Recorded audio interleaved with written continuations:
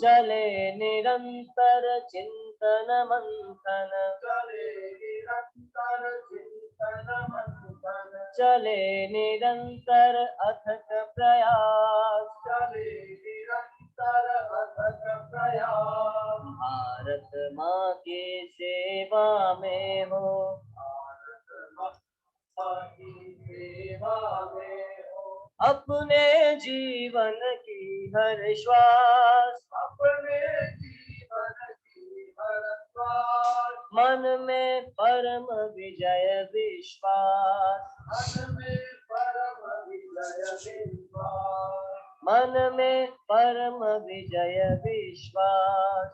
मन में परम विजय विश्वास।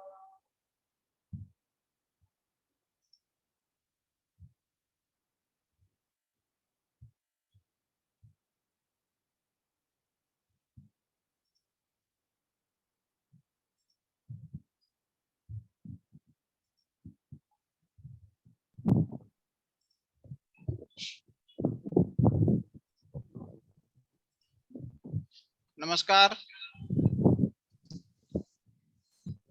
राष्ट्रीय स्वयंसेवक संघ के समुपदेशन व टेलीमेडिसिन आयाम में आप सबका हार्दिक स्वागत है। जैसा कि हम सब जानते हैं कि वैश्विक महामारी कोरोना ने सारे संसार को बहुत विचलित किया हुआ है। भिन्न भिन्न संगठन, भिन्न भिन्न सामाजिक लोग, संस्थाएं इस कठिन दौर के अंदर अनेक प्रकार के सेवा कार्य कर रहे हैं। बहुत से लोग अपनी जान को हथेली पर रखकर भी इस महामारी में लोगों की सेवा करते हैं। इसी क्रम में राष्ट्रीय स्वयंसेवक संघ हमेशा किसी न किसी जो भी आपदा आती है, किसी न किसी भूमिका में रहता ही है। तो इस महामारी के अंदर और संघ ने अनेकों आयाम बनाए हैं। इनमें से एक आयाम काउंसलिंग और टेलीमेडिसिन, इसकी आज प्रांत भर के अंदर एक बैठक रखी हुई है, एक वेबिनार रखा है जो ब्लैक फंगस जो बीमारी है उसके निदान और चुनौतियां उसके बारे में बताने के लिए। तो इस समुपदेशन आयाम में इसके वेबिनार में मैं आप सबका हार्दिक स्वागत करता हूं। कुछ परिचय मैं आपके सामने पहले रखना चाहता हूं जो मुझे दिखाई दे रहे। इसके पश्चात अगर कोई हो तो मुझे बाद में एक बार बता दीजिएगा। श्रीमान प्रताप सिंह जी, आप गुरु जम्बेश्वर विश्वविद्यालय में डायरेक्टर प्लेसमेंट के नाते आप काम करते हैं। आज के इस कार्यक्रम में वो एक एंकर के नाते भूमिका निभाएंगे। आप हमारे राष्ट्रीय स्वयंसेवक संघ के हरियाणा प्रांत के सह प्रांत कार्यवाही इस नाते से आप दायित्व निभा रहे हैं। हमारे साथ जुड़े हैं डॉक्टर सुरेंद्र पाल जी, आप भी प्रचारक हैं, करनाल आपका केंद्र है। हरियाणा प्रांत के आप राष्ट्रीय स्वयंसेवक संघ के आप सह प्रांत प्रचारक हैं। श्रीमान सुभाष आहूजा जी, रोहतक में आपका निवास है, सेवानिवृत्त अधिकारी हैं। अपने हरियाणा प्रांत के आप राष्ट्रीय स्वयंसेवक संघ के प्रांत कार्यवाही इस नाते से आप दायित्व निभा रहे हैं। और अनेकों कार्यकर्ता भी हैं। श्रीमान सीताराम जी व्यास, रोहतक ही आपका केंद्र है। अपने जो उत्तर क्षेत्र में 5 राज्य आते हैं, दिल्ली, हरियाणा, जम्मू, चंडीगढ़, पंजाब इत्यादि, इसको हम उत्तर क्षेत्र कहते हैं। इस उत्तर क्षेत्र के आप माननीय क्षेत्र संघ चालक इस नाते से आप हमारी भूमिका निभा रहे हैं। शायद माननीय पवन जी भी हैं, मुझे अभी दिखाई नहीं दे रहे हैं। क्या प्रताप जी परिचय करा दो आप। हाँ, श्रीमान पवन जिंदल जी, गुरुग्राम में आप रहते हैं। आप व्यवसायी हैं और काफी समय से आप पूरा समय संगठन के लिए लगाते हैं। आप हरियाणा प्रांत के आप माननीय प्रांत संघ चालक इस नाते से आप दायित्व देखते हैं। इसके अतिरिक्त जैसे कोई और होगा तो मैं परिचय आपके साथ सम्मुख होऊंगा। अभी ये वेबिनार शुरुआत होने से पहले समुपदेशन आयाम, इसके लिए कुछ इसके बारे में बताने के लिए मैं डॉक्टर जगबीर सिंह जी, हिसार में रहते हैं, जो हरियाणा राज्य शिक्षा बोर्ड के आप अध्यक्ष हैं, उनसे निवेदन करता हूं कि आयाम के बारे में भूमिका बनाएं। डॉक्टर नमस्कार जी। सभी धार्मिक, सामाजिक और परिवार के सदस्य और आयाम के प्रमुख कार्यकर्ता बंधुओं का इस स्वागत है। इसे कोरोना महामारी को फैलने से रोकने के लिए लगा हुआ लॉकडाउन, विभिन्न प्रकार की समाचार, नकारात्मक विचार, भय का माहौल और स्वयं के और अपनों के खो जाने का डर, इस कारण से एक नकारात्मक जो वातावरण बनता दिखाई दे रहा था, तो उन सब को प्रांत की टोली ने बैठकर तय किया कि उसे नकारात्मक विचार वातावरण को सकारात्मक बदलने के लिए इस आयाम का गठन किया गया, जिसका समुपदेशन काउंसलिंग आयाम नाम रखा गया। पूरे हरियाणा भर से इसमें 300 से अधिक अध्यापक, प्राध्यापक, योग प्रशिक्षक, मनोचिकित्सक और चिकित्सक को जोड़ा गया। पूरे हरियाणा भर में 75 स्थानों पर यह आयाम का कार्य जारी है। इस आयाम की गतिविधियों में ईओपीडी, लाइव ओपीडी, व्हाट्सएप क्लिनिक और विभिन्न प्रकार के वेबिनार, और भिवानी के अपने कार्यकर्ताओं ने, जो नगर संचालक से उनके सुपुत्र प्रकाश जी हैं, उन्होंने भारत के और यूएस के डॉक्टरों को मिलकर के एक कोलैबोरेशन बनाया। उसके तहत भी हम अपना चला रहे हैं। उसके माध्यम से अभी तक लगभग 16,000 बंधुओं को हम अपने समुपदेशन आयाम के तहत लाभान्वित कर चुके हैं, और हमारा प्रयास है कि प्रत्येक खंड और मंडल तक भी हमारे इस आयाम की गतिविधियां प्रारंभ हो सके। और इसी कड़ी में आज का वेबिनार श्री डॉक्टर मार्कंडेय आहूजा जी, आप वाइस चांसलर हैं गुरुग्राम विश्वविद्यालय के, काली फफूंद यानी कि ब्लैक फंगस पर आज की इस वेबिनार की एक गोष्ठी रखी गई है। नमस्कार जी। धन्यवाद डॉक्टर साहब।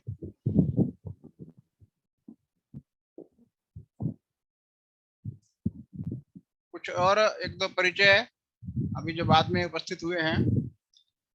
श्रीमान राकेश त्यागी जी, बल्लभगढ़ में आप रहते हैं और अपने हरियाणा प्रांत के संघ के आप सह प्रांत कार्यवाह इस नाते से आप दायित्व देखते हैं। आज इस वेबिनार में जिसमें अपने को मार्गदर्शन मिलेगा, उनका परिचय कराने में थोड़ा समय लगेगा। हालांकि पूरा परिचय करा पाऊंगा नहीं करा पाऊंगा। ये डॉक्टर मार्कंडेय आहूजा जी एक चिरपरिचित नाम है, बहुत बड़ी हस्ती हैं आप अपने आप के अंदर। चलते फिरते आप एक संस्था हैं, सामाजिक संस्था है। आपने रोहतक से PGIMS से MBBS और MS किया। इसके पश्चात आप आई सर्जन के नाते बाबा मस्तनाथ आई हॉस्पिटल, इसके अंदर आपने सेवा की है। 28 साल की सेवा के अंदर आपने 2.5 लाख आंखों के ऑपरेशन किए, सर्जरी की है, और लगभग 28 लाख आउटडोर पेशेंट्स की आपने सेवा की है। इसी आई हॉस्पिटल, इसी संस्था को आपने विश्वविद्यालय के नाते आपने देखना चाहा था। आपका विजन और मिशन यही था, और आपने बहुत मेहनत से आपने इसको ये मुकाम दिलवाया। आज बाबा मस्तनाथ एक विश्वविद्यालय के नाम से रोहतक के अंदर मशहूर है, प्रसिद्ध है।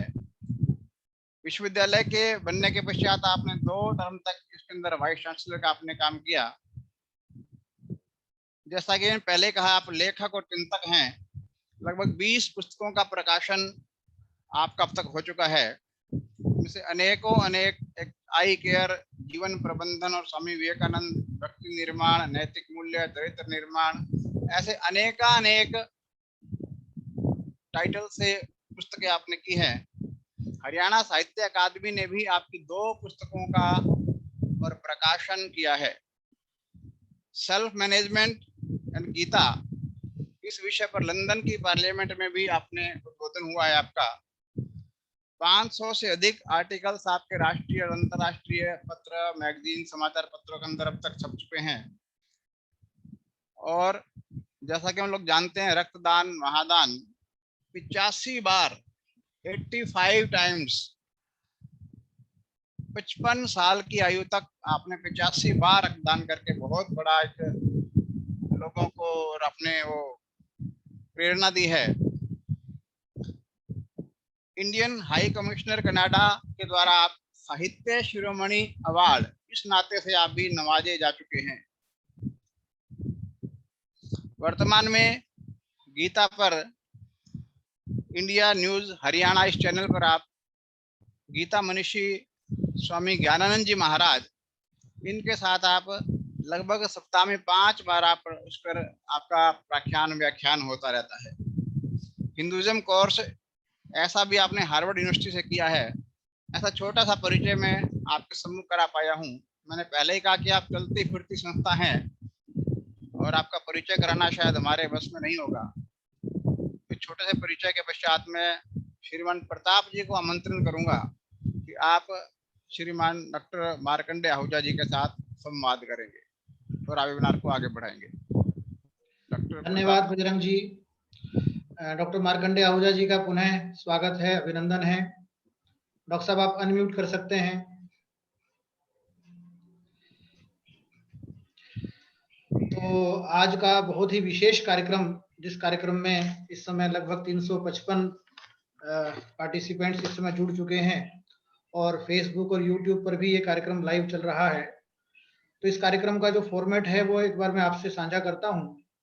अभी जो आज का अपना विषय है, म्यूकरमाइकोसिस, काली फफूंदी या ब्लैक फंगस, एक बड़ी पोस्ट कोविड चुनौती और उससे बचाव, इस विषय पर हम डॉक्टर मार्कंडे आहूजा जी से बातचीत प्रारंभ करेंगे। बातचीत के दौरान हमारे मन में स्वाभाविक रूप से कुछ जिज्ञासाएं, कुछ प्रश्न आते रहेंगे। तो जो चैट बॉक्स है, उस चैट बॉक्स में हम अपने प्रश्न वो लिखते रहें और अंत में अपने श्रीमान बजरंग जी वो प्रश्न जो है वो डॉक्टर मार्कंडे आहूजा जी से पूछेंगे, उनसे उसकी चर्चा करेंगे। तो मित्रों, देश इस समय कोविड नाम के असुर से पूरी ताकत के साथ जूझ रहा है, संघर्ष कर रहा है। केंद्रीय स्वास्थ्य मंत्रालय ने बुधवार को ही जो आंकड़े जारी किए हैं उसके अनुसार पिछले 24 घंटों में 2.67 लाख नए केस ये कोविड के आए हैं और इनको जोड़कर अब तक 2,54,00,000 इस प्रकार के कोरोना संक्रमित केस टोटल हुए हैं। और जो ठीक हुए हैं ऐसे भी 2,19,00,000 अब तक के केस हैं। और पिछले 24 घंटे में ही जो एक कोरोना के कारण से अपनी जीवन लीला समाप्त की, ऐसे पूरे देश भर के 4,529 ऐसे केस हैं। इन सब के बावजूद अपनी पूरी जीविका के बलबूते पर अधिक संख्या में लोग इस बीमारी से ठीक हो रहे हैं। परंतु इस कोरोना नाम के राक्षस से तो हम सब जूझ रहे हैं, परंतु इसी समय एक और दानव, एक और बीमारी जो है वो अपने सामने प्रकट होती हुई दिखाई दे रही है, जिसका नाम है म्यूकरमाइकोसिस यानी काला फंगस, काली फफूंद। आज के समाचार के अनुसार ही प्रदेश में 115 मामले ब्लैक फंगस के अभी तक आए हैं। सरकार ने हरियाणा महामारी रोग म्यूकरमाइकोसिस विनियम 2021 का कल ही गठन किया है। और आज के समाचार पत्रों में एम्फोटेरिसिन बी इंजेक्शन वितरण समिति के निर्माण की भी सूचना समाचार ये आप सबने पढ़ा होगा। और इस समय सरकार ने हरियाणा के 12 अस्पतालों को चिन्हित किया जहां पर 20-20 बेड के और इस पर्टिकुलर बीमारी की दृष्टि से आरक्षित बेड किए गए हैं। कुछ का कहना है कि कोविड के इलाज के दौरान दिए जाने वाले स्टेरॉइड की अधिकता के कारण से ये ब्लैक फंगस की बीमारी आगे बढ़ रही है। कुछ का मानना है कि ऑक्सीजन देने के दौरान कुछ हाइजीन का जो ध्यान रखा जाना चाहिए वो इसके पीछे का कारण है। तो ऐसे बहुत सारे प्रश्न हम सबके मन में भी होंगे। ये काला फंगस क्यों होता है, ये कितना भयावह है, इससे उपचार किस प्रकार से हो सकता है, बचाव किस प्रकार से हो सकता है, ऐसे बहुत सारे प्रश्नों की हमारे मन में जिज्ञासा होगी। और इन्हीं सब प्रश्नों की चर्चा अपने आज के विशेषज्ञ डॉक्टर मार्कंडे आहूजा जी से हम करने वाले हैं। तो इस चर्चा को हम प्रारंभ करते हैं। डॉक्टर साहब जी, म्यूकरमाइकोसिस या काला फंगस, ये वास्तव में अगर हम, क्योंकि सभी सामाजिक कार्यकर्ता आज की इस वेबिनार में जुड़े हुए हैं, हमें अन्य लोगों का भी प्रबोधन करना होता है, तो हमारे को ये सब बातें स्पष्ट होनी चाहिए। तो वास्तव में म्यूकरमाइकोसिस या काला फंगस है क्या, किस प्रकार से, किन माध्यमों से ये शरीर में प्रवेश करता है, और कुल मिलाकर शरीर में किस प्रकार से ये नुकसान पहुंचाता है, ऐसे जो कुछ आधारभूत प्रश्न है उनसे हम अपनी चर्चा को प्रारंभ करते हैं। डॉक्टर साहब जी प्रणाम प्रताप जी। मैं सबसे पहले तो काउंसलिंग आयाम और टेली चिकित्सा आयाम का बहुत बहुत धन्यवाद करता हूं कि उन्होंने मुझ जैसे कार्यकर्ता को इस बैठक में बुलाने का कार्य किया और एक ऐसे विषय की चर्चा के लिए जो आज जिसको लेकर हम सभी चिंतित हैं।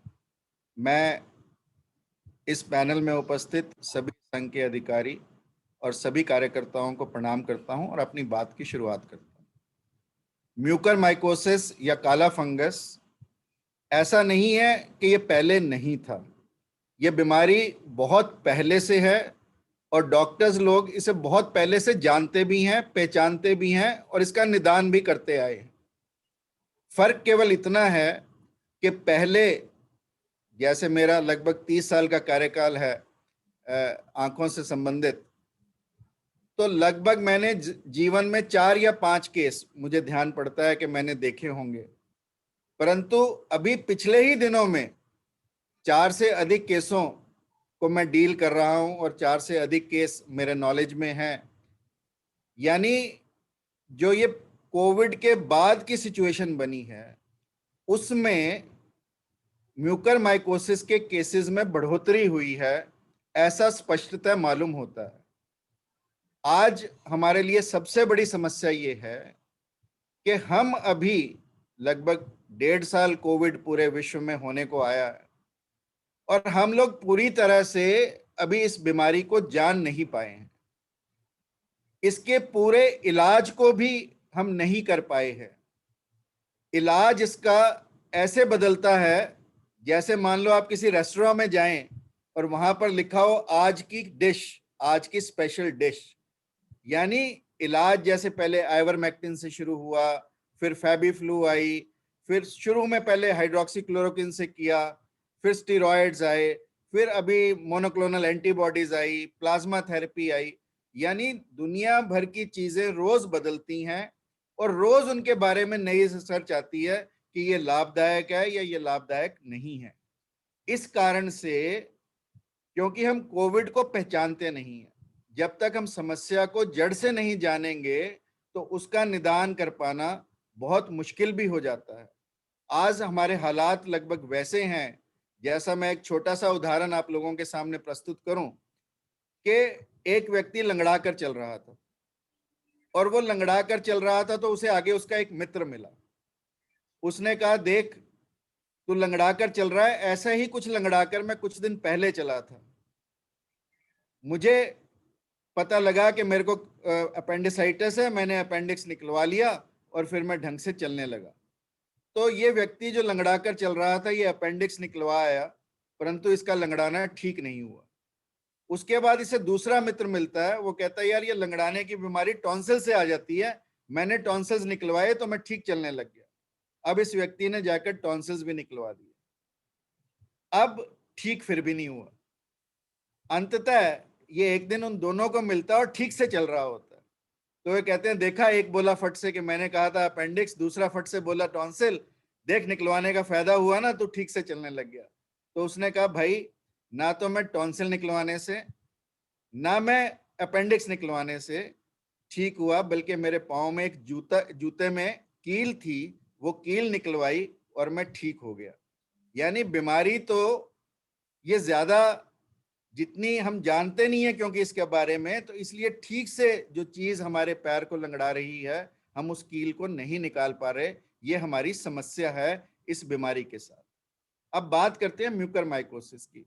इसका दूसरा नाम जाइगोमाइकोसिस भी है और ये एक फंगस से निकलने वाला रोग है। और ये फंगस हमारी बॉडी में कैसे फैलता है, अगर मैं उदाहरण दूं तो आप एक ब्रेड का पीस लें जो नॉर्मल रखा हो, नॉर्मल हवा में रखा हो, और थोड़ा गीला हो, और एक ब्रेड का पीस जिसे आप पॉलिथीन में बंद कर दें और उसको रख दें। आप अगले दिन देखेंगे कि जो ब्रेड का पीस खुले वातावरण में है और थोड़ा नमी के वातावरण में है, उस पर कुछ नीला कुछ काला निकल कर आ जाता है, यानी वो फंगस होता है। परंतु जो पॉलिथीन से प्रोटेक्टेड है, जिसके आसपास पॉलिथीन का कवर है, वो अगले दिन खराब नहीं होता। ऐसा इसलिए होता है कि इस फंगस को, जो कि एक बहुत ही माइल्ड फंगस है, बहुत ही इतना खतरनाक फंगस नहीं है, परंतु जब इसे अनुकूल परिस्थितियां मिलती हैं शरीर में, तो ये ज्यादा भयानक रूप ले लेता है। जैसा हमारे यहाँ कहावत भी है कि when cat is away the mice will play। तो जब हमारी बॉडी की इम्यूनिटी कम होगी, जब हमारी बॉडी का इम्यून सिस्टम कुछ कम हो जाएगा, जो कोविड के कारणों से और कोविड में दी जाने वाली दवाओं के कारण से कम हो जाता है, तो निश्चित तौर पर जो जीवाणु या जो कीटाणु हमारे शरीर को क्षति नहीं पहुंचा पाते, वो भी क्षति पहुंचाने लायक हो जाते हैं। इसलिए म्यूकरमाइकोसिस एक ऐसा जीवाणु है, जब हमारे शरीर की परिस्थितियां कमजोर होती हैं, शरीर की इम्यूनिटी कम होती है, तो ये हमारे शरीर पर हमला करता है। और ये फंगस अक्सर मिट्टी में पाया जाता है, अक्सर गले सड़े खाद्य पदार्थों में पाया जाता है, जैसे पत्ते पतझड़ के मौसम में नीचे गिरकर गल जाते हैं, उन पर पाया जाता है, कंपोस्ट पर पाया जाता है, गीली सड़ी लकड़ी पर पाया जाता है। यानी जितना भी ऑर्गेनिक और वेजिटेटिव मटेरियल है, उस पर यह फंगस नॉर्मल उसमें पाया जाता है। और इसलिए इस फंगस का नॉर्मली हमारे पूरे वातावरण में ये उपलब्ध है। परंतु जैसे मैंने कहा, जब हमारी शरीर की स्थितियां कमजोर होती हैं, तो ये हमारे शरीर में फैलने लगता है। अब इसके शरीर में प्रवेश कैसे कर सकता है? शरीर में ये सांस के माध्यम से, इनहेलेशन से जिसे हम कहते हैं, प्रवेश करता है, खाने से प्रवेश करता है, इंजेक्शन से, या त्वचा हमारी जल जाए, या त्वचा पर कोई चोट लग जाए और खास तौर पर वो चोट किसी लकड़ी से लगी हो या किसी वेजिटेटिव मटेरियल से लगी हो, तो निश्चित तौर पर ये फंगस हमारे शरीर में प्रवेश कर जाता है। अब प्रवेश करके ये करता क्या है? जब ये हमारे शरीर में प्रवेश करता है, तो ये हमारे खून की नलियों पर आक्रमण करता है, जिसे हम मेडिकल भाषा में एंजियो इन्वेजन कहते हैं। यानी एंजियो का मतलब खून की नलियां, इन्वेजन मतलब उनके ऊपर आक्रमण करता है। दूसरा, खून का जमाव, वेसल्स का थ्रोम्बोसिस, उसके अंदर जो खून है हमारा नलियों के अंदर, वो जम जाता है। और तीसरा, टिश्यू नेक्रोसिस, यानी हमारी कोशिकाओं को गलाने का काम ये करता है। और ये ऐसा नहीं कि सिर्फ भारत में केसेस देखने को आ रहे हैं, पूरे विश्व में म्यूकरमाइकोसिस के केसेस पाए जाते हैं। और इसका जो मोर्टेलिटी रेट है वो सबसे ज्यादा खतरनाक है, क्योंकि चाहे उसकी टाइप कोई भी हो, परंतु इसका मोर्टेलिटी रेट अक्सर 50 से 85% तक मृत्यु दर इसमें रहता है। और इसमें कोई रेस, कोई कास्ट, कोई कलर, कोई क्रीड, कोई रिलीजन या कोई सेक्स, ऐसा कुछ भी नहीं है। किसी भी व्यक्ति में ये हो सकता है। और जैसा हमने प्रताप जी ने शुरू में ही चर्चा में कहा कि पोस्ट कोविड, अब ये जो महादानव आया है, जिसे हम काला फंगस, ब्लैक फंगस या म्यूकरमाइकोसिस के नाम से जानते हैं, ये आखिर अब क्यों ज्यादा देखने को मिल रहा है? जो लोग कोविड से पीड़ित हैं और डायबिटिक हैं, उनमें ये ज्यादा देखने को मिलता है।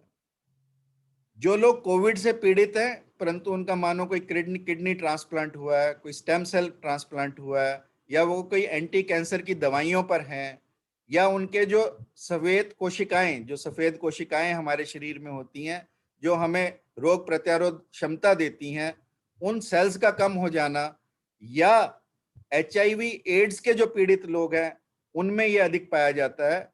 और सबसे इंपॉर्टेंट जो कारण आजकल इसका बताया जा रहा है कि वो अधिक यूज स्टेरॉइड्स का और अविवेकी प्रयोग, अकारण और अविवेकी प्रयोग जब हम स्टेरॉइड्स का करते हैं, यानी long and indiscriminate use of steroids, क्योंकि उससे भी हमारी बॉडी की इम्यूनिटी कम होती है, इसलिए ये इन लोगों में भी ज्यादा देखने में पाया जाता है।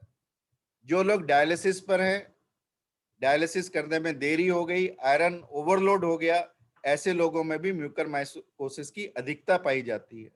और जैसा मैंने कहा कि आपकी त्वचा पर कोई चोट लगी हो, कोई जल गए हो आप, तो ऐसे केसेस में भी म्यूकरमाइकोसिस अधिक पाया जाता है। और इसके अलावा जो लोग, जैसे जो बच्चे, अभी तो क्योंकि जवान लोगों पर ये अटैक कर रहा है, परंतु जो प्री मैच्योर बच्चे होते हैं, जो लो बर्थ वेट के बच्चे होते हैं, जिनका वजन पैदा होने के समय कम होता है, उन बच्चों में भी इसकी अधिकता पाई जाती है। जो लोग नशा करते हैं, खासतौर पर इंट्रावीनस ड्रग अब्यूज के जो केसेस हैं, उन लोगों में भी ये अधिक पाया जाता है। और कुपोषण भारत में एक बड़ी समस्या है, मैल न्यूट्रिशन, उन मैल न्यूट्रिशन के लोगों में भी म्यूकरमाइकोसिस अधिकतर पाया जाता है। और कई बार आज आप देखें, जैसे मैंने कहा कि फ्लेवर की तरह, इवनिंग फ्लेवर की तरह ये चेंज होता है। आज जो कोविड में हम दवाइयां देते हैं वो एक कॉकटेल है दवाइयों का, क्योंकि हिट एंड ट्रायल मेथड है। जैसा मैंने कहा, पहले ऑक्सीक्लोरोक्विन शुरू की गई, फिर आइवरमेक्टिन शुरू की गई, फिर फेबिफ्लू शुरू की गई, साथ में एजिथ्राल दी गई, साथ में डॉक्सीसाइक्लिन, एंटीबायोटिक, ये दोनों दिए गए। तो इंडिस्क्रिमिनेट यूज ऑफ एंटीबायोटिक्स, अविवेकी प्रयोग जो एंटीबायोटिक्स का होता है, वह भी म्यूकरमाइकोसिस को बढ़ावा देता है। और एक बहुत इंपॉर्टेंट कारण जो अब देखने में आ रहा है कि ह्यूमिडिफायर्स जो ऑक्सीजन देने में, चाहे वो ऑक्सीजन कंसंट्रेटर्स हों, चाहे ऑक्सीजन के सिलेंडर्स हों, उनमें जो फ्लो मीटर होता है, आपने देखा होगा, उसमें पानी का प्रयोग होता है। अब अक्सर होता क्या है कि क्योंकि इतनी मुश्किल थी ऑक्सीजन मिलनी, ऑक्सीजन मिल जाए तो डिस्टिल वाटर आदमी कहाँ से ढूंढे, तो इसलिए नॉर्मल आरओ का वाटर लोग उसमें डालते रहे हैं। तो ये जो आरओ का पानी या नॉर्मल पानी डालना लोगों ने शुरू किया, वो भी एक कारण बना है। जो हम ऑक्सीजन सिलेंडर्स या कंसंट्रेटर्स के साथ ह्यूमिडिटी का प्रयोग करते हैं, क्योंकि ये जो फंगस है, जब नमी की कंडीशंस होती हैं उनमें ये ज्यादा पनपता है। और क्योंकि आईसीयू में भी लोड इतना है, वार्ड्स में भी लोड इतना है, कई बार प्रॉपर सैनिटाइजेशन भी मिस हो जाता है, तो ऑक्सीजन की जो ट्यूबिंग्स हैं जो हमारे नाक के अंदर जाती हैं, कई बार उनके साथ भी चला जाता है। तो इसलिए ये काफी सारी चीजें हैं जो हमें ध्यान देने की हैं। और जो प्रश्न आपने किया कि ये क्या होता है, ये कैसे हमारे शरीर में प्रवेश करता है और किन किन कारणों से ये हमारे शरीर में ज्यादा बढ़ जाता है, मुझे लगता है कि मैंने उसका उत्तर देने का प्रयास किया। और दूसरा प्रश्न आप पूछेंगे तो उसका उत्तर। हाँ जी डॉक्टर साहब, बहुत बढ़िया। तो डॉक्टर साहब के बताने से हम सबको समझ में आया है कि ये म्यूकरमाइकोसिस या काला फंगस की बीमारी तो पहले से अस्तित्व में है, परंतु अभी कोविड के समय में इसकी चर्चा इसलिए बढ़ी है कि एक तो स्टीरॉयड का अधिक प्रयोग, अविवेकी प्रयोग और ऑक्सीजन इत्यादि लेने का भी जो एक नॉन हाइजीनिक तरीका है या नॉन डिस्टिल्ड वाटर लेना, ये सब इसके कुछ कारण हैं। और जिसके कारण से इन दिनों में कोविड के समय में ही इस प्रकार के केसेस बढ़ रहे हैं। तो डॉक्टर साहब, एक सामान्य व्यक्ति की दृष्टि से अगर हम देखें तो सबसे पहले वो ये जानना चाहेगा कि इस म्यूकरमाइकोसिस के लक्षण क्या है, यानी कब उसको ये पता चलेगा कि मेरे शरीर में किस किस प्रकार के परिवर्तन हो रहे हैं, तो इसका मतलब मैं काला फंगस की तरफ आगे बढ़ रहा हूँ या इस बीमारी से धीरे धीरे ग्रसित हो रहा हूँ। और ऐसे कोई टेस्ट इत्यादि भी हैं क्या जिससे कि इनकी उपस्थिति को कंफर्म किया जा सकता है?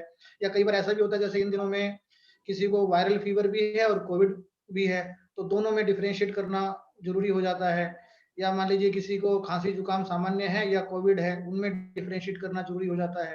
तो इस म्यूकरमाइकोसिस को अन्य रोगों से अलग करने का या इसकी उपस्थिति को कंफर्म करने का भी कोई तरीका है क्या, या लक्षण कौन कौन से हैं, ये थोड़ा सा आप बताइए। प्रताप जी, ये बहुत महत्वपूर्ण है आज की वार्ता के लिए, क्योंकि ये बहुत अच्छा प्रश्न भी है, क्योंकि आज हमें सबसे आवश्यक है इसके लक्षणों को जानना। क्योंकि जब तक हमें लक्षण नहीं पता होंगे और जब तक हम संदेह नहीं करेंगे कि ये म्यूकरमाइकोसिस है, तब तक इसका डायग्नोसिस होना बहुत मुश्किल है।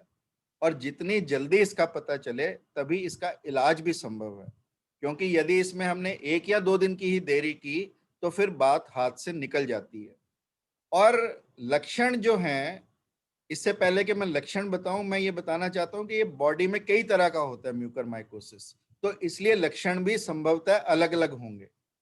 जैसे आज हम सबसे पहले चर्चा करें कि ये राइनो यानी नाक, ऑकुलर यानी आंख, ऑर्बिटल, और तीसरा ब्रेन, जिसे हम राइनो सेरिब्रल म्यूकरमाइकोसिस के नाम से जानते हैं, ये म्यूकरमाइकोसिस हमारे नाक, हमारी आंख और हमारे ब्रेन को इफेक्ट करता है।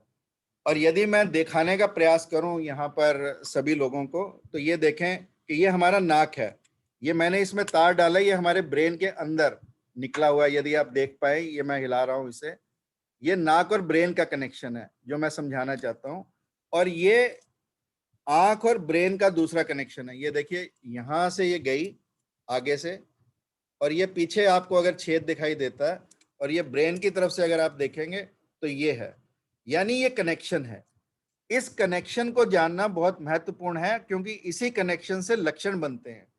अब आप देखिए, नाक में जब ये फंगस जाएगा तो सबसे पहले नाक से कुछ ना कुछ निकलना शुरू होगा, नाक से स्राव शुरू होगा, और ये स्राव अक्सर काले या लाल रंग का होता है, और इस स्राव के ऊपर हमें ध्यान देना है, एक बात।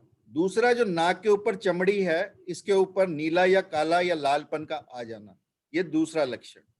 तीसरा, जब ये इधर साइनसेस, नाक के आसपास साइनसेस होते हैं, जो हमारे अंदर जब हम सांस लेते हैं तो उसको गर्म करके हवा को अंदर से भेजते हैं, हवा को फिल्टर करके हमारे फेफड़ों में भेजते हैं, वो साइनसेस का काम होता है। तो एक साइनस यहाँ हमारी जो चीक बोन होती है इसके नीचे होता है, एक यहाँ सेंटर में होता है, कुछ यहाँ हमारे आंख के बीच के हिस्से में होते हैं, और इस तरह से ये जो साइनसेस हैं इन्हें हम पैरानेजल साइनसेस बोलते हैं। अक्सर ये इन पैरानेजल साइनसेस में घुसता है, और इन पैरानेजल साइनसेस के माध्यम से ये आंख में, और फिर आंख के माध्यम से ब्रेन में, या साइनस के माध्यम से सीधा ब्रेन में, ऐसा ये घुसता है। अब जब ये आंख में आएगा, साइनसेस में जाएगा, तो ये साइनस के ऊपर की बोन है, इस हिस्से के ऊपर, यानी हमारा जो चीक बोन है, अगर कोविड के बाद हमें इसके ऊपर कोई सूजन मिले, इसके ऊपर कोई रंग का बदलाव मिले, तो भी ये म्यूकरमाइकोसिस हो सकता है।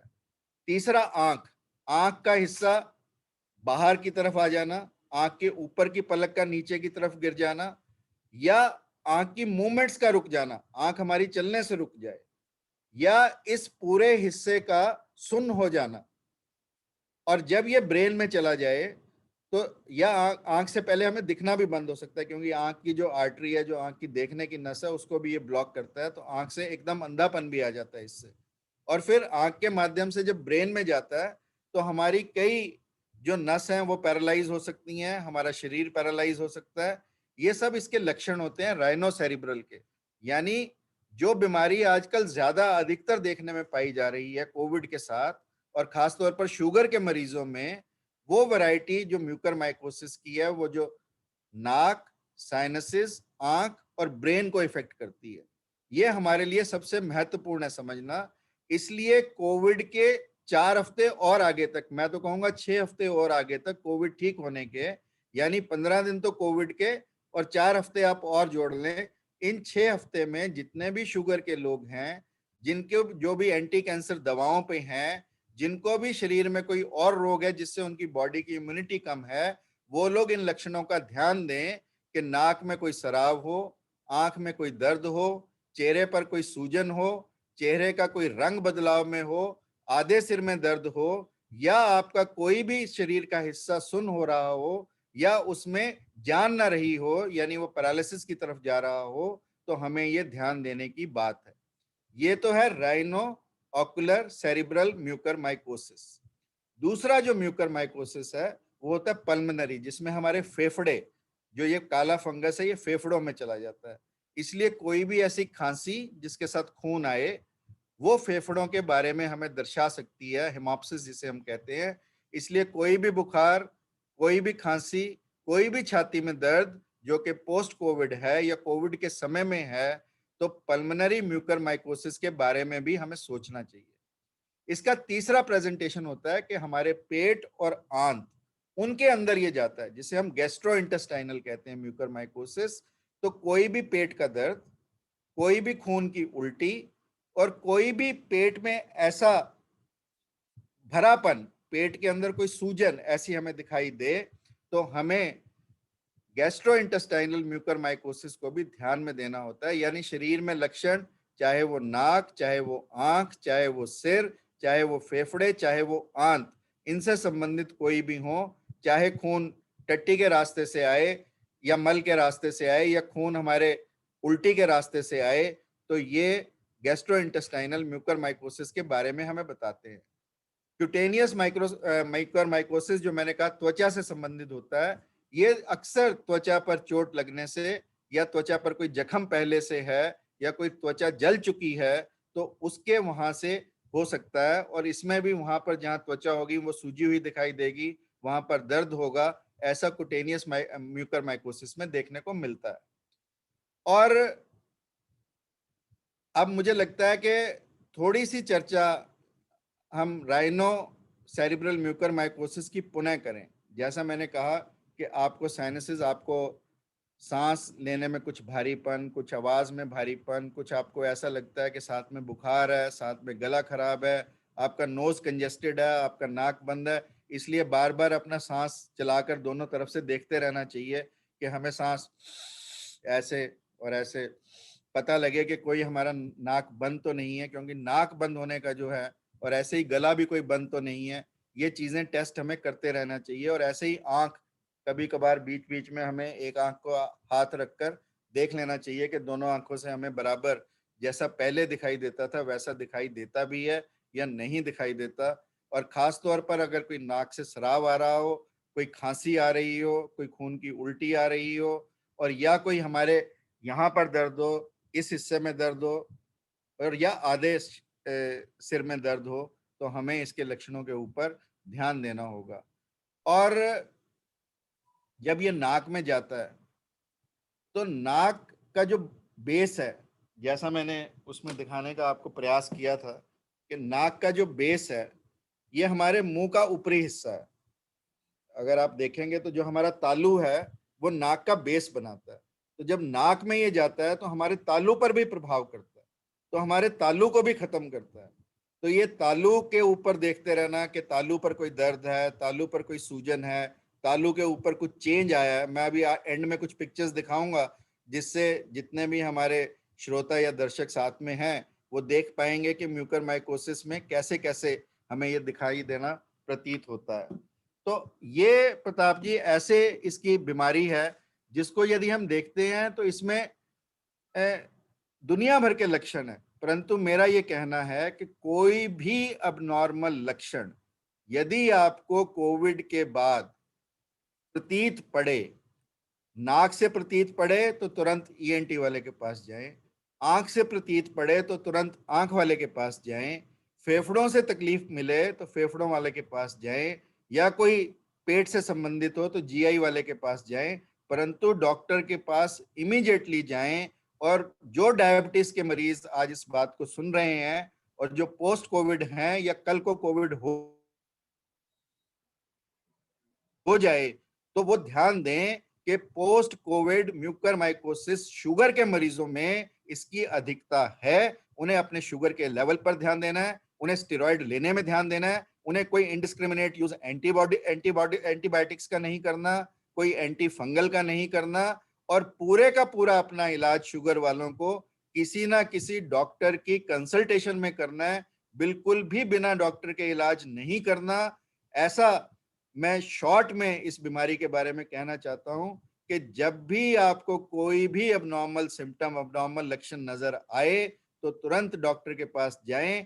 एक दिन की भी देरी इस बीमारी को बढ़ा सकती है, आपकी जान को खतरे में डाल सकती है। इसलिए किसी भी लक्षण को आप इग्नोर मत करें, उसे हवाई मत करें, उस पर ध्यान दें और डॉक्टर के पास जाएं। जी प्रताप जी। ठीक है, तो जैसे डॉक्टर साहब ने बताया कि राइनो सेरेब्रल जो एक टाइप है म्यूकरमाइकोसिस का, जिसमें कि हमारी नाक या हमारी आंख या हमारे ब्रेन पर कुल मिला के प्रभाव होता है, और उसके जो लक्षण है उससे हम थोड़ा सा इस तरफ सोच सकते हैं कि भी हमें इसकी जांच करवानी चाहिए। तो डॉक्टर साहब मैं जैसे पूछ रहा था कि जैसे कोविड की टेस्टिंग के लिए आरटीपीसीआर टेस्ट है, रैपिड एंटीजन टेस्ट है, तो इसका ब्लैक फंगस का भी कोई टेस्ट बिल्कुल बिल्कुल, जैसे ही कुछ ऐसे लक्षण होंगे आप डॉक्टर के पास जाएंगे तो सबसे पहले सबसे छोटा सा टेस्ट तो KOH स्मीयर का होता है। एक फंगस के लिए हम स्लाइड बनाते हैं और उसके ऊपर माइक्रोस्कोप के नीचे देख लेते हैं, पहली चीज।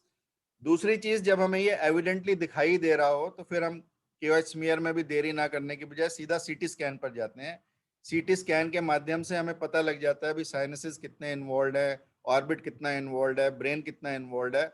और सीटी स्कैन पर अगर हमें काफी सारा डाउट आ रहा है तो हम एमआरआई भी कर सकते हैं, परंतु बेसिकली हमें चेस्ट का एक्सरे पीएनएस का एक्सरे, जो पैरानेजल साइनसेस हैं उनका एक्सरे, सीटी स्कैन और एमआरआई इसमें डायग्नोसिस को बनाते हैं। इवन डॉक्टर्स के देखने से ज्यादा भी डायग्नोसिस इन चीजों के माध्यम से अधिक बनता है, क्योंकि पैरानेजल साइनसिस को सीटी तो कहीं भी हो सकता है, परंतु एंडोनेजल अगर एग्जामिन करना होगा या एंडोस्कोपी करनी होगी तो थोड़ा मुश्किल पड़ता है, और खासतौर पे जब पेशेंट का नाक पूरा सटा पड़ा हो, तो इसलिए सीटी स्कैन इसमें अधिकतर हमारी मदद करता है। और केओएच स्मीयर, जैसे मैंने कहा कि फंगस को टेस्ट करने का, कि फंगस उसमें माइक्रोस्कोप के नीचे हमें दिखाई दे जाता है। बहुत सिंपल सा टेस्ट है, फर्स्ट ईयर एमबीबीएस में ही सिखाया जाता है। तो इसलिए ये एक टेस्ट ऐसा है जो बहुत सादा टेस्ट है, बहुत सिंपल टेस्ट है, बहुत सस्ता टेस्ट है। वो करने से हमें म्यूकरमाइकोसिस का डायग्नोसिस कंफर्म होता है, और म्यूकरमाइकोसिस की कंफर्मेशन डायग्नोसिस की सीटी स्कैन के माध्यम से हम कर सकते हैं। आपने एक सवाल आपका जुड़ा हुआ और था कि म्यूकरमाइकोसिस से हमारे शरीर में क्या क्या नुकसान हो सकते हैं। म्यूकरमाइकोसिस जहां तक हमारे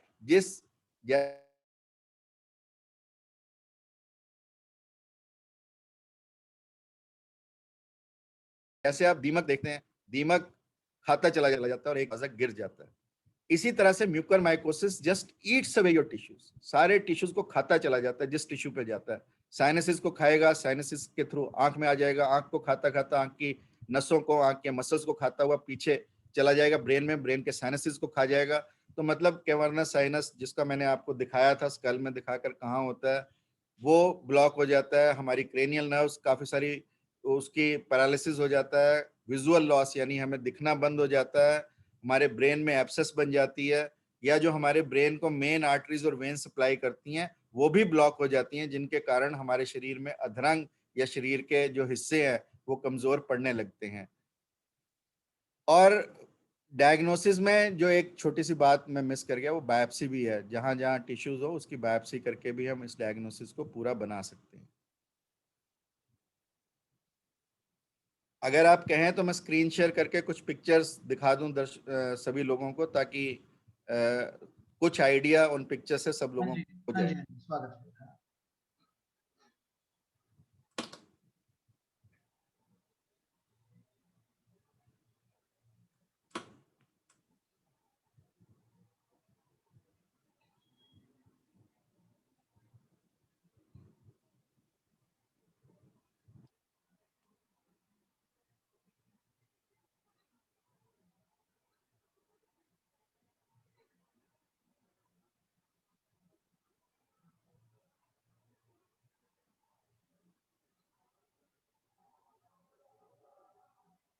ये देखें आप, ये पूरे का पूरा नाक, पूरे का पूरा हमारा बाहर का जबड़ा, पूरे का पूरी आंख, ये सब को इन्वॉल्व कर चुका है।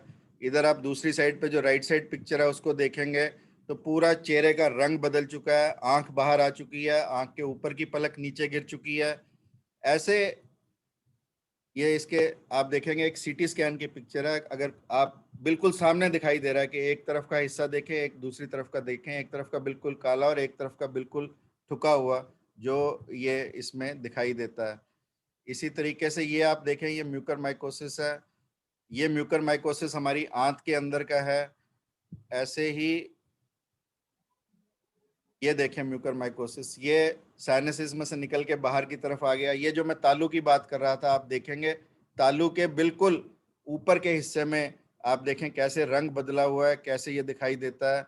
ये बिल्कुल ऊपर के हिस्से में आंख बाहर आ चुकी है। ये देखें आप, आंख बिल्कुल गल चुकी है, आंख की काली पुतली बिल्कुल सफेद हो चुकी है। ये फिर एक पिक्चर है जिसमें तालू के ऊपर पूरा फंगस जमा हुआ है। ये आप देखें आंख पूरी की पूरी बाहर की तरफ आ गई है। ये आप देखें यहाँ पर चेहरे के नाक और जहाँ पे हमारे चीक्स दोनों जुड़ती हैं उस हिस्से पे नेजोलेबियल फोल्ड में ये पूरा नाक अफेक्टेड है। इसी तरीके से आप ये देखें, एक बच्चा है जिसका पूरे का पूरा चेहरा जा चुका है, ये आंख जा चुकी है। तस्वीरें भयानक हैं, परंतु ये हमें पहचाननी होंगी, ये हमें देखनी होगी और इसकी जागृति हमें फैलानी होगी कि ये एक ऐसी बीमारी है। ये देखें आप, पूरा तालू का तालू इसमें अफेक्टेड है। ये देखें आप, फिर तालू का एक केस है। यानी ये जो जिसकी चर्चा प्रताप जी आपने की कि हरियाणा सरकार ने, तो ये लोग सभी लोग ये भी जितने भी अपने कार्यकर्ता हैं वो देख सकते हैं कि mfob.haryana@gmail.com पर अगर कोई भी ये मेल आईडी बनाई गई है, जिसको भी ये दवा चाहिए हो वो इस निर्धारित प्रोफार्मा में भरकर, क्योंकि इसकी एंटी फंगल दवाएं हैं, जैसे दवाएं रेमडेसिविर, टोसिलिजुमैब ये मार्केट से एकदम गायब हो गई, ऐसे ही जैसे ही ब्लैक फंगस का इंसिडेंस बढ़ा तो दवा जो एम्फोटेरेसिन बी है, जो एंटी फंगल दवा है इसके लिए, वो एकदम मार्केट से गायब हो गई। तो सरकार ने समय रहते ये कदम उठाया ताकि लोगों को एम्फोटेरेसिन बी मिलने में कोई दिक्कत ना आए, और इसके लिए स्थान भी चिन्हित किए हैं कि कहाँ कहाँ पर ब्लैक फंगस का व्यापक प्रबंध किया सरकार ने। लगभग प्रदेश के सभी मेडिकल कॉलेजेस में ये व्यवस्था की गई है कि वहां पर लोग जाकर अपना ब्लैक फंगस का इलाज करा सकते हैं। जी प्रताप जी। ठीक है, तो डॉक्टर साहब ये जो अभी तस्वीरें थी वास्तव में काफी चिंताजनक और भयावह तस्वीरें थी, परंतु इसमें एक बात मैं और थोड़ा जानना चाहूंगा। कई बार क्या होता है कि इसके सिम्टम क्या हैं ये तो पता रहता है, कौन से सिम्टम इसके नहीं हैं ये पता करना भी जरूरी रहता है। नहीं तो क्या होगा कि एक भेड़ चाल की तरह हर एक व्यक्ति के मन में साइकोलॉजिकली लगने लगेगा कि मैं कहीं इस ब्लैक फंगस की तरफ तो नहीं बढ़ रहा हूँ। तो इससे मिलती जुलती और बीमारियां कौन सी हैं, यानी जिनमें उसको कंफ्यूज नहीं करना चाहिए ब्लैक फंगस के साथ?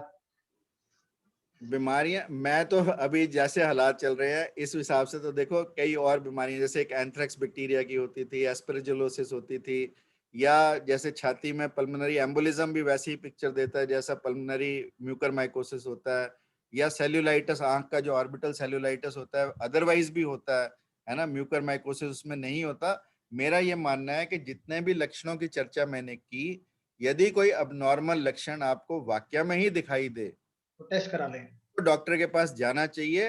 ये फैसला डॉक्टर पर छोड़ देना चाहिए। कोई बात नहीं, हमारी एक कंसल्टेशन एक्स्ट्रा ही होगी।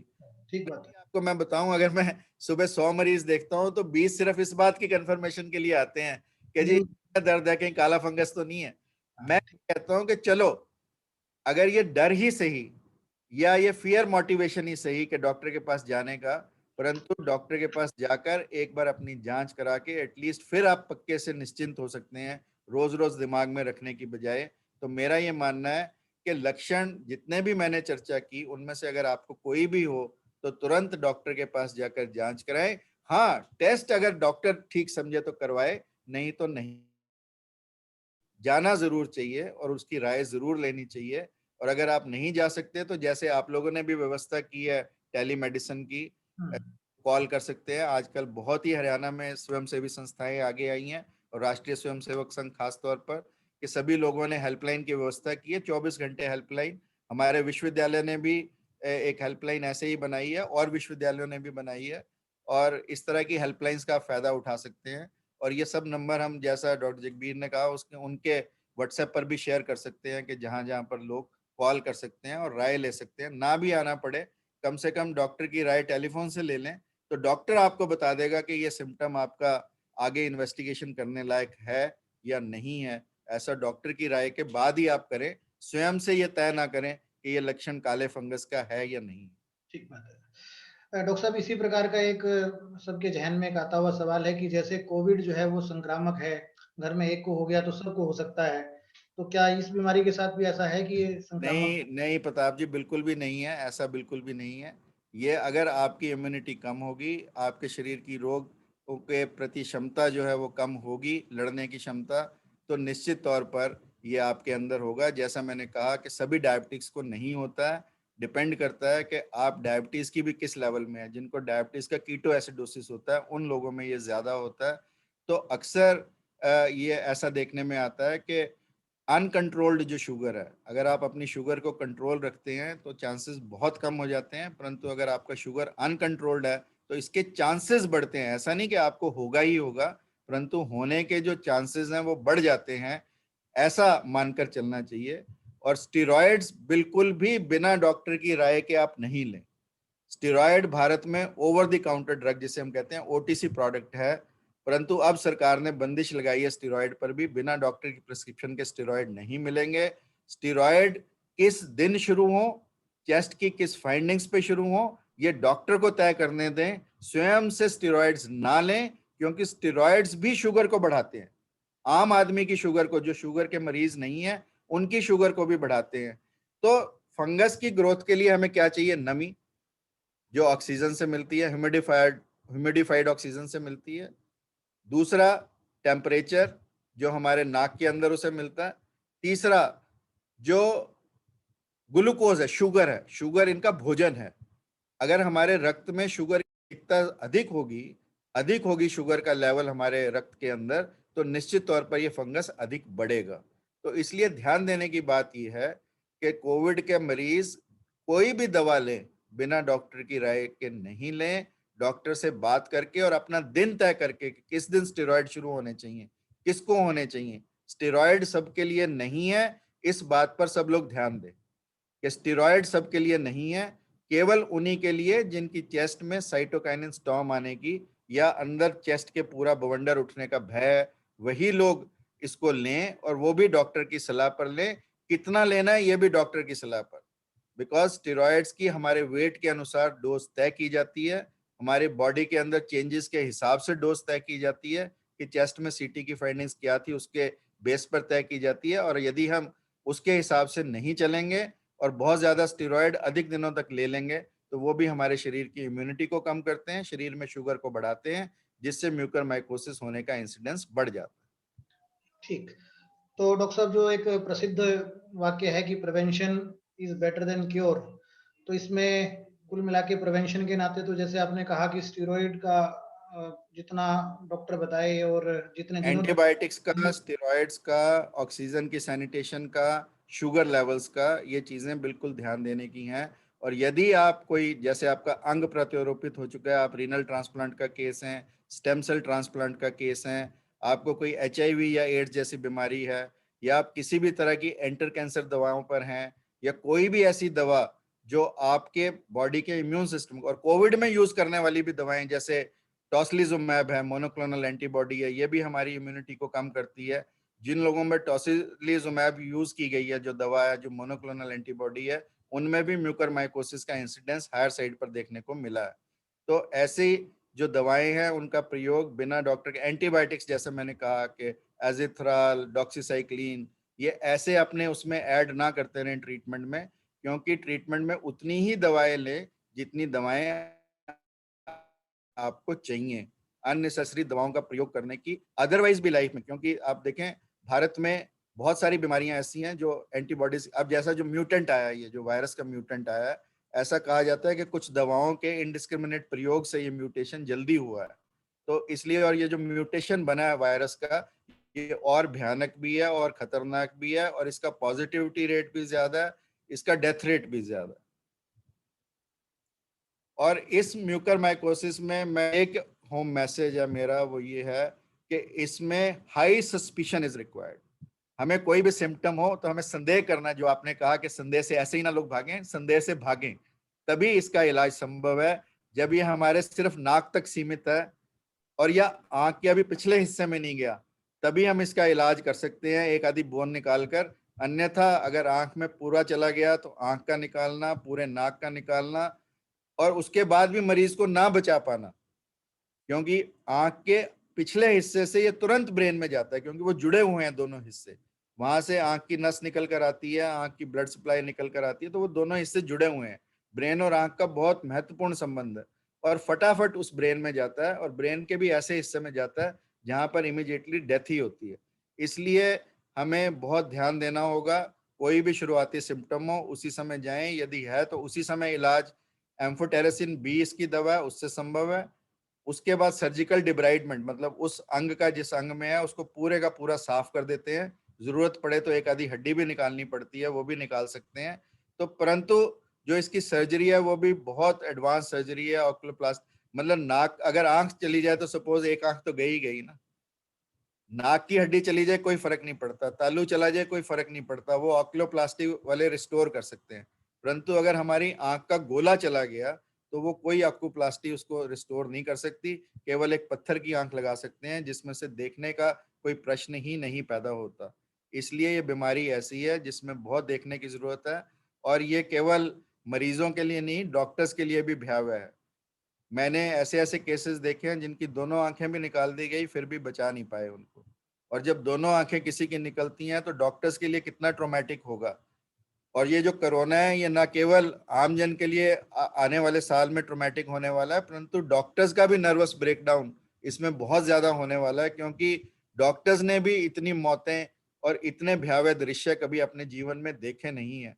और ये देखकर जितना दिल दहलता है, केवल परमात्मा का विश्वास ही उसमें आदमी को जिंदा रख सकता है। और मैं बधाई देना चाहता हूं अपने सभी डॉक्टर सहयोगियों को और आप जैसे समाज सेवी संगठनों को, जिन लोगों ने पूर्ण रूप से खड़े रहकर इस देश में जितने भी दुखी लोग थे, जितने भी असहाय लोग थे, उनकी सेवा करने का काम किया।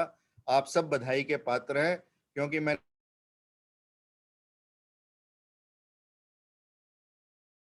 और इसी काम के चलते भारत अपने केसेस को अब कम कर पाया। दूसरी जो लहर आई उसका पीक 7 मई तक था। अब 7 मई के बाद केसेस में धीरे धीरे धीरे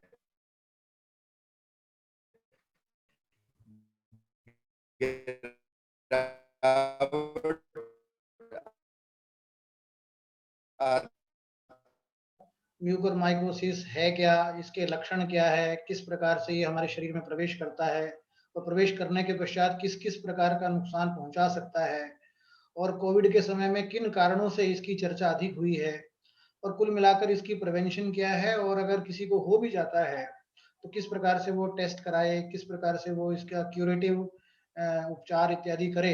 ये सारी चर्चा हम लोगों ने की है। तो अपने आज के सत्र का एक हिस्सा जो है हम अभी यहीं पर संपन्न करेंगे।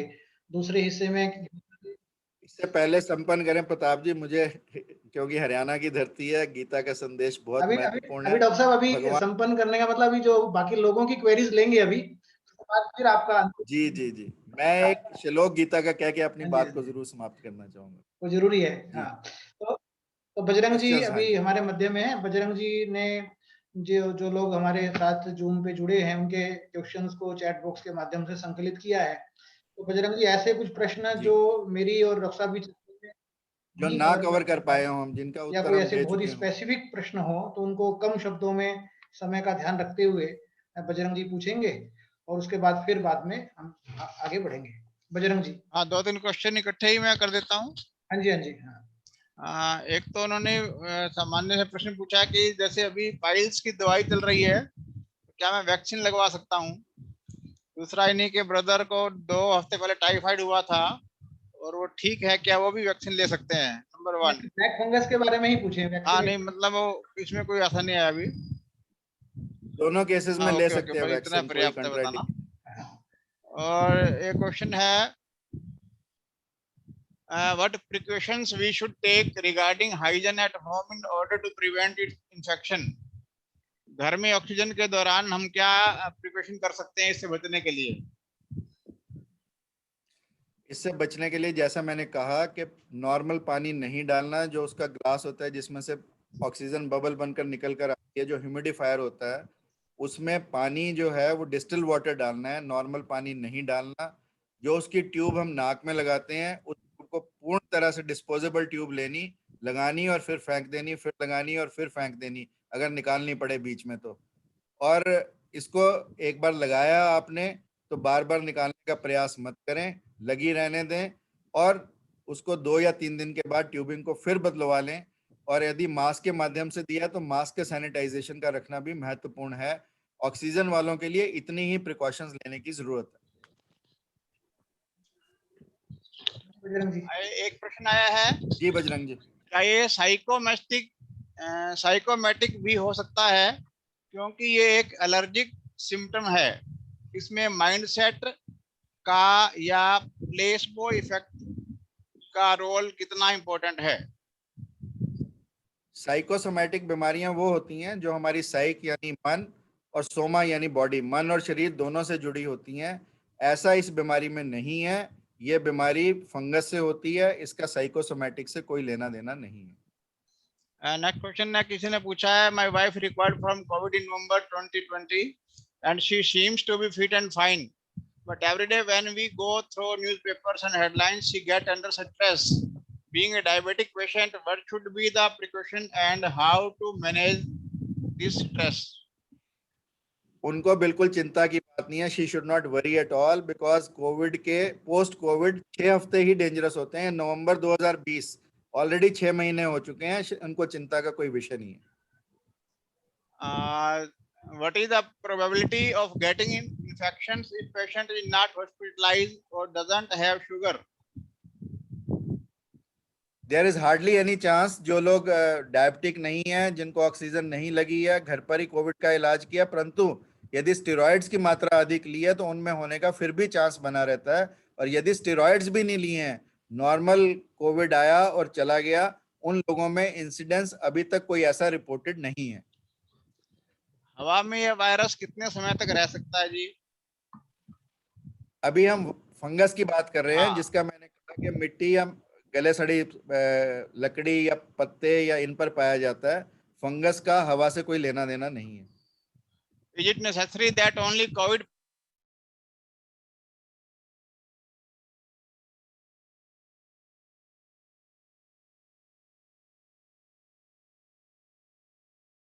जल्दी होगा तो बहुत बिल्कुल ही मिनिमल चांस है उसमें. मैंने जैसे कहा कि किसी की त्वचा गली हो, त्वचा पर चोट लगी हो, उसी के माध्यम से, परंतु फिर भी इम्यूनिटी कम हो. नहीं तो आप देखें गांव में रोज लोगों के चोट लगती है. फंगस का डर रहता है, परंतु वो फंगस कंट्रोलेबल होता है यदि आपकी इम्यूनिटी ठीक है. यदि आपकी इम्यूनिटी कम है, केवल उन केसेस में फंगस ज्यादा ग्रो करता है. हेल्दी लोगों में फंगस का होना और ग्रो करना बहुत कम सकता है? क्या ये व्यक्ति से व्यक्ति बिल्कुल में हो फैलता सकता है? है. बिल्कुल बिल्कुल हो सकता है. कई तरह की फंगस होती है, परंतु काला फंगस के ही केस क्यों हो रहे हैं? काला दूसरे फंगस जो है, ऐसा होता है कि कुछ जो जैसे कुछ स्मार्ट चोर होते हैं, कुछ आज मतलब अच्छी तरह से लैस्ड चोर हैं, और कुछ चोर हैं जो पुराने तरीके के चोर हैं. तो ये म्यूकर माइकोसिस जल्दी से लैस हो गया, और ये कोविड में जब बॉडी की इम्यूनिटी कम होती है तो ज्यादातर म्यूकर माइकोसिस ही अभी देखने को मिला है. दूसरे फंगस अभी देखने को नहीं मिले, जबकि हमारे शरीर में कई तरह के फंगस होते हैं. हमारे शरीर में यदि आप देखें तो 7 करोड़ से ज्यादा जीवाणु हमारे शरीर में नॉर्मल फ्लोरा के रूप में रहते हैं, जिनमें बैक्टीरिया भी आ गए, जिनमें फंगस भी आ गए, परंतु ये अटैक तभी करते हैं. मैंने जैसे कहा, when the cat is away the mice will play. तो ये हालात है इसकी म्यूकोमाइकोसिस की. अच्छा, kindly share discoloration of nasal skin and cheekbone occurred after how many days of infection? It can occur any time, depends upon the severity of the disease. 4 से 6 हफ्ते, जैसा मैंने कहा, पोस्ट कोविड आपको ध्यान देना है. जिनको पहली डोज लग चुकी है उस पर कितने प्रतिशत चांस हैं ब्लैक फंगस के? क्या लग चुकी है? पहली डोज लग चुकी है कोविड की इंजेक्शन. देखिए, ऐसा कुछ भी अभी तक पेपर्स हमारे पास नहीं है, रिसर्च नहीं है प्रूव करने के लिए. दो इंजेक्शन लगने के बाद भी लोगों को कोविड हुआ और कोविड की डेथ भी हुई है. डॉक्टर के अग्रवाल, जिनकी सब लोग कैसेट सुनते रहे हैं, अनफॉर्चुनेटली उनको भी कोविड का शिकार होना पड़ा, जबकि उनको दोनों डोज लग चुकी थी. ऐसे ही डॉक्टर शेखर अग्रवाल, जो बहुत बड़े जॉइंट रिप्लेसमेंट सर्जन थे दिल्ली में, दोनों डोज लग चुकी थी, पर उनकी भी डेथ हुई. ऐसा कुछ भी हार्ड एंड फास्ट रूल नहीं है कि पहली डोज लगने के बाद होगा, दूसरी के बाद नहीं होगा. सावधानी यानी डबल मास्क आज की डेट में सबसे जरूरी. घर से बाहर ना निकलें, अपने हाथों की हाइजीन को मेंटेन करें, और टीकाकरण जरूर कराएं. ये 4 चीजें ही हमें लंबी लड़ाई में बचा सकती हैं, अन्यथा हम बच नहीं सकते. Sir, do vaccine prevent us from COVID-19 and mucormycosis? देखो, कोविड-19 प्रिवेंट होगा तो म्यूकरमाइकोसिस ऑटोमेटिकली. तो आज वैक्सीन अवेलेबल हैं, इनसे इफेक्टिविटी रेट 80 से 85% है, चाहे वो कोवैक्सीन हो या कोविशील्ड हो. और अब स्पुतनिक भी भारत में आ गई है. स्पुतनिक का भी बड़ा अच्छा खासा इफेक्ट है. वैक्सीन के बाद बीमारी हो सकती है, पर बीमारी के कॉम्प्लिकेशंस कम होने का चांस निश्चित रूप से बना रहता है. A question: this is not an epidemic, is it so? It is definitely not an epidemic, but yes, cases बढ़े हैं, और गुजरात में लगभग 200 के करीब है, हरियाणा में 100 से अधिक हैं, और बहुत सारे केसेस ऐसे हैं जो अभी रिपोर्ट ही नहीं हुए हैं, क्योंकि डॉक्टर्स भी इसके बारे में vigilant at a later stage हुए। पुणे साइड पर, बॉम्बे साइड पर यह बीमारी आज से 2 महीने पहले काफी मात्रा में देखी गई।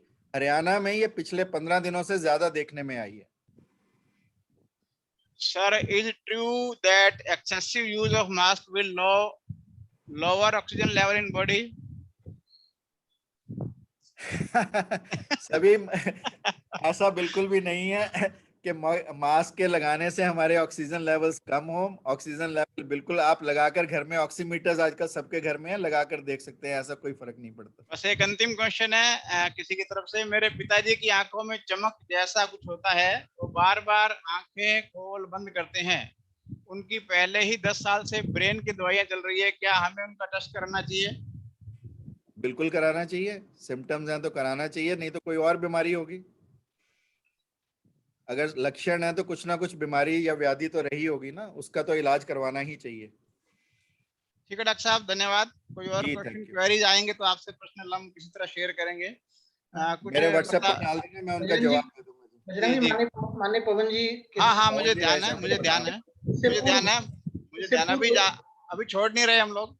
जी जी जी। नहीं, माननीय हाँ। पवन जी से पूर्व मार्कंडेय अभी जी डॉक्टर साहब का एक उसका श्लोक हाँ, वो भी पेंडिंग है ना, एक, तो हाँ, हाँ। मार्कंडेय जी की तरफ से- उसका ध्यान रखिए। हाँ हाँ जी, हाँ जी। डॉक्टर साहब पहले आप फिर- हाँ बोलिए। मैं ये कहना चाह रहा था कि भगवान कृष्ण ने आज से 5000 साल पहले गीता में 3रे अध्याय में 14वें श्लोक में हमारे बैलेंस्ड इकोसिस्टम की चर्चा की कि हमारी बैलेंस्ड इकोलॉजी कैसे होनी चाहिए। उन्होंने कहा अन्नात् भवति भूतानि, यानी अन्न से सभी प्राणी बनते हैं। पर्जन्यात् अन्न संभव, यानी बारिश से अन्न प्राप्त होता है। यज्ञात् भवति पर्जन्य, यानी यज्ञ से बारिश होती है। एंड यज्ञ कर्म सद्भाव है, और यज्ञ जो है हमारा कर्मों के अच्छे कर्म करने से हमें मिलता है। यानी ये बैलेंस्ड इकोसिस्टम पहले से ही भगवान ने इसकी चर्चा की, और आज जितनी भी समस्याएं हम ये देख रहे हैं, चाहे वो म्यूकरमाइकोसिस की है, ये बैलेंस को बिगाड़ने से हुई है। और इस बैलेंस को हमें पुनः अपने जीवन को प्रकृति के साथ चलना है, क्योंकि वेस्ट ने हमें ये कहा प्रकृति को जीतना है। भारत का अध्यात्म हमेशा से कहता रहा कि हमें प्रकृति के साथ जीना है, प्रकृति के साथ चलना है। तो हम अपने जीवन को पुनः भारतीय अध्यात्म के अनुसार अपनाएं, वही हमें इन महामारियों से बचा सकता है। अन्यथा आप देखें, तिब्बत में एक गांव था, उस गांव में मच्छर बहुत थे और लोग उन मच्छरों के साथ रहना भी सीख गए थे। तो एक कोई साइंटिस्ट वहां गया, उसने कहा यार मच्छर बहुत हैं, तुम्हारे तो मलेरिया बहुत फैलेगा। उन्होंने कहा हमें ये मच्छर कोई मलेरिया नहीं फैलाते, आप कृपया इनका कोई इलाज ना करो। परंतु साइंटिस्ट ने जिद की और डीडीटी की दवा स्प्रे की। हुआ क्या कि मच्छर तो मर गए, परंतु चूहे ज्यादा पनप गए। अब चूहे आए तो प्लेग ज्यादा आ गया, यानी उन लोगों को मलेरिया तो नहीं हुआ, परंतु प्लेग उनमें अधिकता में पाया गया। ये साइंटिस्ट फिर आया, ये कहता मैं बिल्लियों को मारने की कोई दवाई ले आता हूं। तो उस जो गांव का सरपंच था, जो लामा था, उसने कहा कि भाई तू रहने दे, तेरी दवा हमने देख ली, तूने मच्छर मारे, चूहे आ गए, चूहों से प्लेग आ गई, अब तू कुछ और करेगा तो हम मारे जाएंगे। उस व्यक्ति ने क्या किया, बिल्लियां लाए और चूहों को कम कर दिया। यानी उसने अपनी टेक्निक अपनाई, अपनी पुरानी टेक्निक अपनाई कि बिल्लियां आई, चूहों को कम कर दिया। तो ये हमें अपनाना होगा कि ये जो हम इनडिस्क्रिमिनेट जो हमारा प्रोग्रेस हो रहा है, जो हमारा बिना ही किसी तरकीब के जो हमारी तरक्की हो रही है, उस तरक्की को हमें रोकना होगा, प्रकृति के साथ संतुलन बनाना होगा, तभी हम अपने जीवन को सही ढंग से जी पाएंगे। ये मैं टेक होम मैसेज देना चाहता हूं सब लोगों को। माननीय व्यास जी भी जुड़े हैं, उनको भी बहुत बहुत प्रणाम। और उन्हीं से ये चर्चा शुरू हुई थी ब्लैक फंगस की, और आज एक बहुत अच्छी खासी चर्चा हम सब लोगों ने की। आप सबने मुझे इतने प्यार से सुना, इतना मान दिया, आप सबका बहुत बहुत धन्यवाद। और भी कुछ होगा तो प्रताप जी जैसा आदेश करेंगे वैसा करेंगे। धन्यवाद डॉक्टर साहब। हाँ डॉक्टर साहब हाँ, एक बात, इससे ज्यादा और गहराई तक मत बताना, इतना ही बहुत है।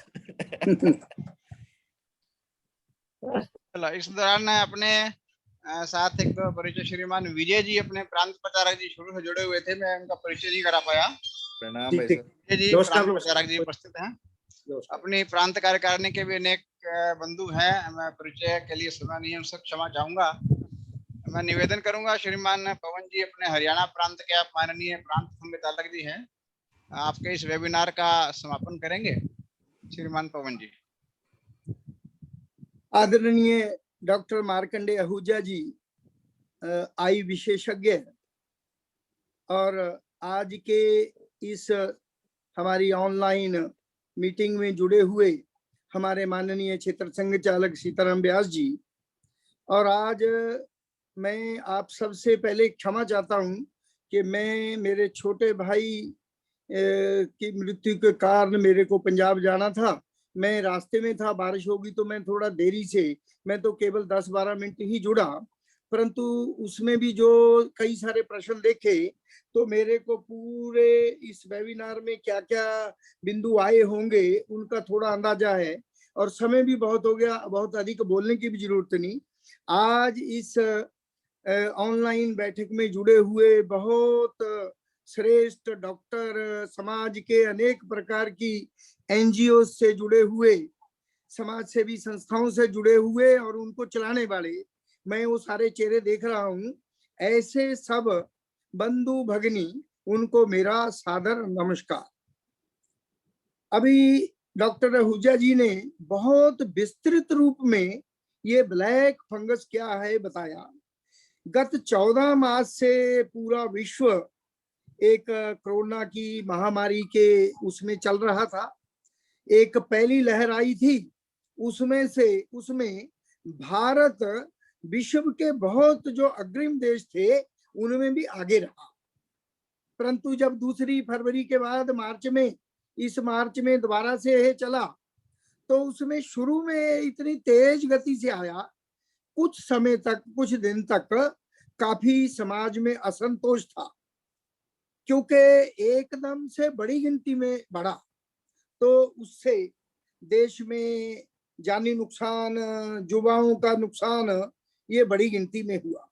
पर फिर भी हमारे समाज में इतनी बड़ी गिनती में समाज सेवी संस्थाएं, समर्पित डॉक्टर, हमारे सब कार्यकर्ता, समाज में कोई गली मोहल्ला शहर गांव ऐसा नहीं, ये परंपरागत हमारे समाज की एक सोच में है कि कुछ ना कुछ सेवा करना, तो उसके कारण बहुत जल्दी इस पर हमने काबू पा लिया।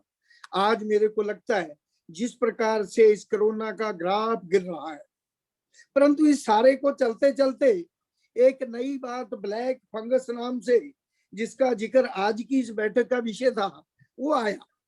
इसको आने से मैंने तो कुछ चित्र अंतिम उसमें देखे, वो काफी डरावने थे, इसीलिए माननीय व्यास जी को कहना पड़ा इससे ज्यादा मत बताना।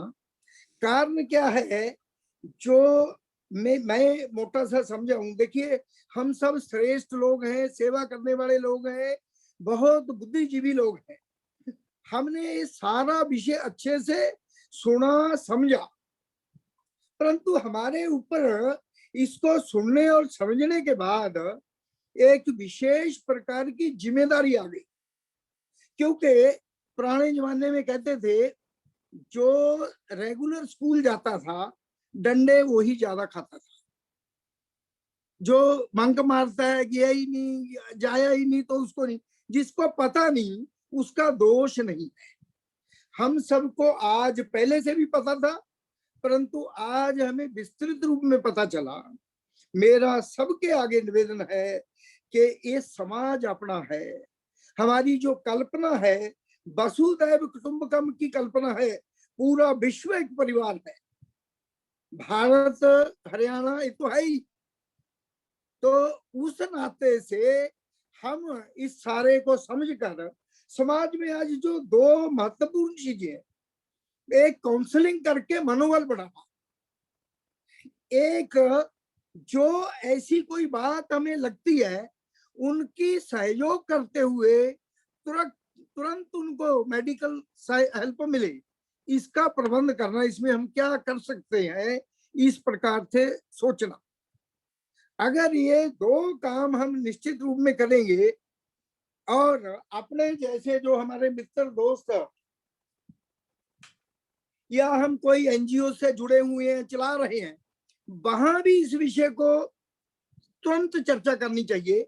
हमारे साथ हम एक हैं, हम 50 और अपने जैसे जोड़ेंगे और एक विस्तृत रूप में समाज में जाकर इसका डर से बचाना, पर इसकी सावधानियां ये रखना, इसके बारे में लोगों को एजुकेट करना, समझाना, ये अगर हम काम कर पाएंगे और जो जैसे डॉक्टर साहब ने बताया कि तुरंत डॉक्टरी सलाह लेनी चाहिए, उसके लिए भी हर शहर में, हर स्थान पर इसके कौन कौन लोग हो सकते हैं जिनके पास जाना चाहिए, ऐसे विशेषज्ञ लोगों से भी चर्चा करके ऐसे जो मरीज हमारे ध्यान में आते हैं, हमारे संपर्क में आते हैं, हम एक ध्यान से देखने का भी समाज में प्रयत्न करें। तो इस काम को, इस सेवा को हम सब की जिम्मेवारी है और निश्चित रूप में हम हर समय तत्पर भी रहते हैं, हम करते ही हैं। पर इस गति को और बढ़ाना और अपने जैसे सहयोगियों की गिनती बढ़ाना, ये दो काम अगर हम करेंगे तो जैसे डॉक्टर साहब ने बताया कि बहुत बड़ी सावधानी, वो सारे टीवी पर बहुत देश और दुनिया के विशेषज्ञ हमें हर रोज बताते हैं, उन सब के बारे में समाज को लापरवाही ना हो, इससे दूर करना, इससे ध्यान में कराना, ये सब काम मेरे को लगता है हम सब करेंगे। तो मैं आज की इस मीटिंग में, इस बैठक में जुड़े हुए जिन्होंने एक डेढ़ घंटे का बड़ा समय, कीमती समय अपने समय में से निकालकर जुड़कर ये सारे को अच्छे से सुना, उसके लिए मार्कंडेय आहूजा जी जिन्होंने बड़े विस्तृत रूप में अपना ये सारा विषय रखा, सरल शब्दों में रखा, हमारे अनेक सारे जो प्रश्न थे सभी के उनका उत्तर दिया और हम सब भी इस सारे विषय से परिचित हुए, जानकारी हुई और इस सारी जानकारी को हम अपने मन में एक संकल्प लेते हुए कि इसको हम समाज में जाकर अपने जीवन में उतार कर लागू करने का प्रयत्न करेंगे। इतना कहकर आज के जुड़े हुए सभी बंधुओं का, भगिनी ऐसी बहनों का मैं धन्यवाद करता हूं। राष्ट्रीय स्वयंसेवक संघ की तरफ से, प्रांत की तरफ से मैं उन सब का आभारी हूं। उन्होंने आप ऐसा समय और जब जब भी ऐसा आगे कोई होगा उसमें भी इसी प्रकार से उनके सब सहयोग की अपेक्षा रखते हुए एक बार फिर उनका आभार व्यक्त करते हुए मैं अपनी बात को समाप्त करता हूं। धन्यवाद। धन्यवाद श्रीमान पवन जी। बैठक वेबिनार को समापन करने के लिए हम लोग शांति पाठ करेंगे और इससे पहले मैं अभी सभी इस वेबिनार को सफलता पूर्वक संपन्न करने के लिए जिन जिन बंधुओं ने इसमें सहयोग दिया उन सबका धन्यवाद करना चाहता हूं। हालांकि सभी अपने संघ के कार्यकर्ता हैं। कहाँ किसमें? हाँ, एक हेल्पलाइन नंबर भी अभी डॉक्टर शैलेंद्र जी शेयर करेंगे, उसमें नंबर है, आप लोग इसमें कृपया नोट कीजिएगा।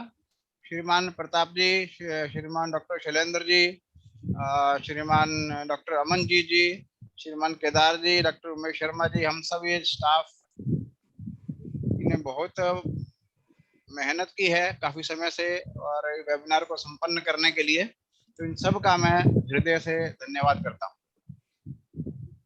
एक वो नंबर आए तो उसके पश्चात मैं वो करता हूँ। आ गया क्या? आया नहीं। ठीक है। कल्याण मंत्र की पहली पंक्ति बोलूंगा, उसको पीछे दोहराते हुए सभी म्यूट रखते हुए और बोलेंगे। ओम सर्वे भवन्तु सुखिनः, ओम सर्वे भवन्तु सुखिनः, सर्वे सन्तु निरामया, सर्वे भद्राणि पश्यन्तु, मा कश्चित् दुःखभाग् भवेत्। ओम शांति शांति शांति। सबको प्रणाम, नमस्कार। सभी को प्रणाम, नमस्कार। सभी को प्रणाम जी, नमस्कार। सभी को प्रणाम, नमस्कार जी, सभी को नमस्कार जी, नमस्कार जी, नमस्कार। सभी को नमस्कार जी, प्रणाम जी, नमस्कार जी, सभी को नमस्कार। नमस्कार जी, नमस्कार जी, सभी को नमस्कार। नमस्कार सर। नमस्कार जी, नमस्कार। जय श्री राम जी, नमस्कार जी, नमस्कार। जय श्री राम। नमस्कार जी। नमस्कार विजय जी। नमस्कार सर, नमस्कार कहीं भी आ सकते हैं। नमस्कार सर। बहुत अच्छा प्रोग्राम रहा है हाँ जी, और नमस्कार। आशा करते हैं कि आगे भविष्य में भी इस तरीके के प्रोग्राम इस तरह का मार्गदर्शन मिलता रहेगा। मार्गदर्शन मिलता है। सभी को नमस्कार। थैंक यू सर, नमस्कार। सभी को नमस्कार। नमस्कार। नमस्कार जी। डॉक्टर साहब आज भी हमारे जानकारी अस्त से कल्याण से मुंबई से बोल रहा हूँ। मैं आपका बहुत बहुत आभार। चंद्रा जी भाई से प्रणाम। जी जी भाई साहब